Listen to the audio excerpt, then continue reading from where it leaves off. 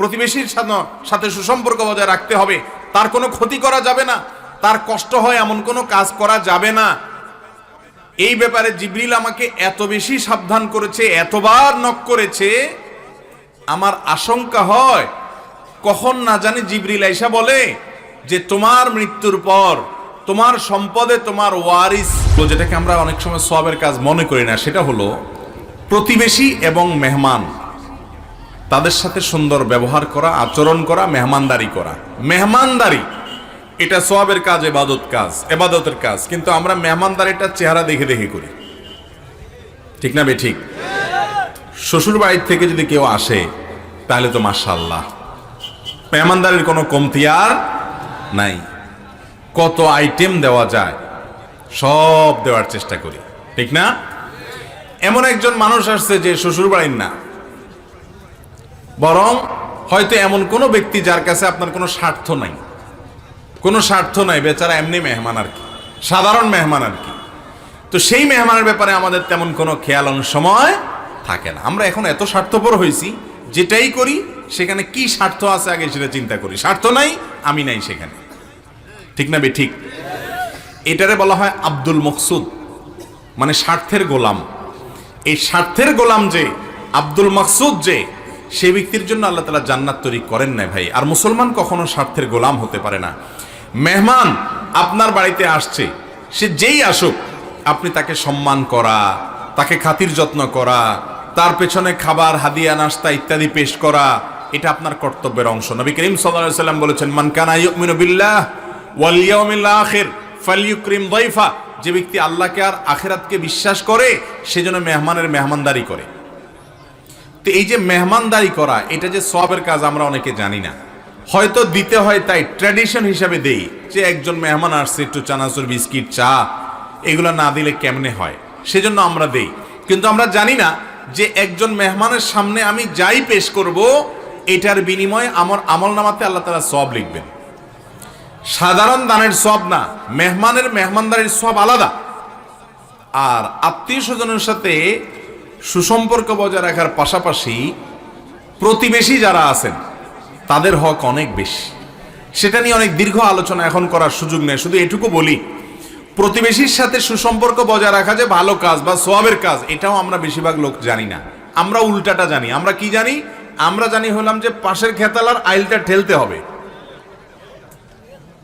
আমার ক্ষেতের পাশের খেতালা যে, তার আইলটা কি করতে হবে? ঠেলতে হবে। অনেক মুরব্বীরে দেখি আবার ঠেলে না, ওই যে কোদাল দিয়ে শুধু কোবায়, আইল ছোট করে। ওই যে আসামি আছে এখানে, আইল ছোট করে। আইল ছোট করা মানে নিজের ক্ষেত বড় করা, ঠিক না ঠিক? অথচ আমার ক্ষেতের পাশের ক্ষেতওয়ালা আমার প্রতিবেশী, ঠিক না ঠিক? তার অধিকার কি? তার অধিকার হলো আমার হাত দ্বারা, আমার মুখ দ্বারা, আমার আচার আচরণ দ্বারা, আমার কষ্ট দ্বারা আমার প্রতিবেশী যেন কষ্ট না পায়। এটা তার অধিকার। এটা তার কি রে ভাই? অধিকার। এটা তার পাওনা। নবী করিম সাল্লাল্লাহু আলাইহি ওয়াসাল্লাম বলেছেন, জিবরিল আসমান থেকে এতবার আমাকে প্রতিবেশীর ব্যাপারে সাবধান করার জন্য এসেছে, এতবার আল্লাহর তরফ থেকে ওহী নিয়ে এসেছে যে সাবধান, প্রতিবেশীর সাথে সুসম্পর্ক বজায় রাখতে হবে, তার কোনো ক্ষতি করা যাবে না, তার কষ্ট হয় এমন কোনো কাজ করা যাবে না। এই ব্যাপারে জিবরিল আমাকে এত বেশি সাবধান করেছে, এতবার নক করেছে, আমার আশঙ্কা হয় কখন না জানি জিবরিল আইসা বলে যে তোমার মৃত্যুর পর তোমার সম্পদে তোমার ওয়ারিস, তোমার সন্তান সন্ততির যেরকম অধিকার আছে, প্রতিবেশীরও একটা অংশ আছে। না জানি এটা আইসা কখন বলে, আমি সেই চিন্তা করতেছিলাম। এত বেশি গুরুত্ব দেওয়া হচ্ছিল প্রতিবেশীর হকের ব্যাপারে। আর আমাদের অবস্থা হলো, বেশিরভাগ লোক নামাজি মানুষ, দিনদার মানুষ, আলেম মানুষ, বক্তা মানুষ, আমরা নিজেরা অনেক দিক থেকে ভালো, মাশাআল্লাহ, এই একটা জায়গা আমরা ভালো হতে পারি না। সেটা হলো কি? প্রতিবেশীর সাথে সম্পর্ক আমাদের খুব একটা ভালো থাকে না। হয় তার মোরগ আমার এলাকাতে আসছে, গ্রামের মানুষ, তাহলে এটা নিয়ে একটা মিনি যুদ্ধ হয়ে যায়, ঠিক না ঠিক? অথবা তার গাছের ছায়া একটু আমার এলাকাতে পড়ছে, বাস, তাহলে এটা নিয়ে যুদ্ধ শুরু হয়ে যায়। আবার অনেকে আছে যে পাশের যিনি আছেন তার জমির বরাবর বা তার যে আপনার ভিটা আছে ভিটার বরাবর সুন্দর করে একটা গর্ত করে, যাতে করে ওই দিক থেকে বৃষ্টি ধুইয়া সব মাটিগুলা এসে এই গর্তটা ফিল আপ হয়ে যায়। এই কুকামটা আমরা অনেকে করি কি করি না? ঘরে ঘরে টোলে টোলে জনে জনে। চেয়ারম্যান সাহেব ভালো বলতে পারেন এই সমস্ত মামলা কত দেখা লাগে, ঠিক না? ঠিক। আচ্ছা ভাই, এই কাজটা কি সওয়াবের কাজ না গুনার কাজ?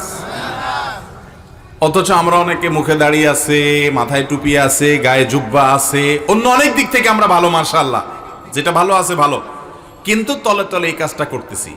আপনি সারা দুনিয়ার মানুষের সাথে সম্পর্ক ভালো, দাওয়াত দিয়ে ইমাম সাহেবরে খাওয়ান, খতিব সাহেবরে খাওয়ান, বাজারের ইমাম সাহেবরে খাওয়ান, বড় মসজিদের খতিব সাহেবরে খাওয়ান, অথচ আপনার প্রতিবেশীকে একদিন আপনি দাওয়াত দিয়ে খাওয়ান নাই, আপনি ভালো মুসলমান হইতে পারেন নাই। আমি কি বুঝাতে পারছি?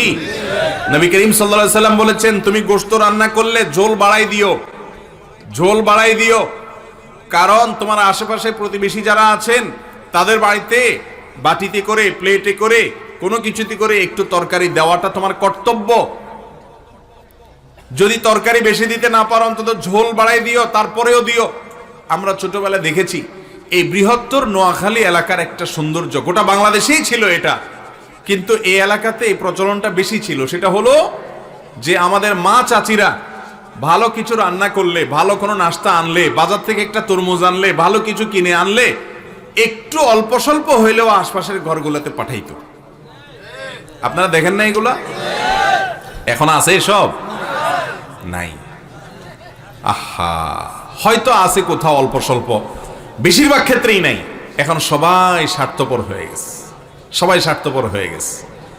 ওয়াজ শোনার মানুষ অনেক বাড়ছে, কিন্তু আমল করার মানুষ কমছে, ঠিক না? ঠিক।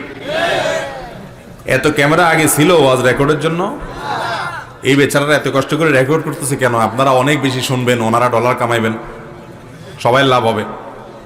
কিন্তু ওয়াজ শুনতেছেন, ডলারও কামাইতেছেন, হুজুরও হাদিয়া মোটা করে পকেট ভরে নিয়ে যাচ্ছেন, কিন্তু আমাদের আমল আসছে না ভাই। আমরা আজকে মাহফিল থেকে যদি প্রতিজ্ঞা করে যাই, এই একটা ভালো কাজের কথা আজকে আমরা শুনলাম, এটা যে ভালো কাজ আমরা জানতাম না অনেকে, অথবা এটাকে এইভাবে দেখি নাই, আজকে আমরা জেনে গেলাম একটা ইবাদত, একটা সওয়াবের কাজ, একটা নেকামল।